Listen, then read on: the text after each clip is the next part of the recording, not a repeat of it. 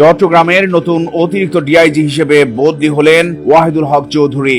পুলিশের এই দক্ষ কর্মকর্তা চট্টগ্রাম নগর পুলিশে সিএমপি আসছেন এমন গুঞ্জন শোনা গিয়েছিল এর আগে। এদিকে সিএমপিতে দীর্ঘদিন ধরে থাকা 3 শীর্ষ কর্মকর্তাকে পুলিশের 2টি বিশেষায়িত শাখায় বদলি করা হয়েছে।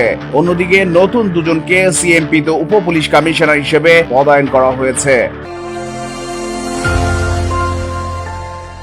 নতুন বছরের প্রথম দিন 1 জানুয়ারি বুধবার স্বরাষ্ট্র মন্ত্রণালয়ের জননিরাপত্তা বিভাগ থেকে জারি করা এক প্রজ্ঞাপনে চট্টগ্রামের নতুন অতিরিক্ত ডিআইজি হিসেবে ওয়াহিদুল হক চৌধুরীর নাম জানানো হয়। বান্দরবানে ইন সার্ভিস ট্রেনিং সেন্টারের কমান্ড্যান্ট অর্থাৎ পুলিশ সুপার হিসেবে দায়িত্বরত ওয়াহিদুল হক এর আগে সিলেট মেট্রোপলিটন পুলিশের উপ পুলিশ কমিশনার হিসেবে বদলির আদেশ পেয়েছিলেন।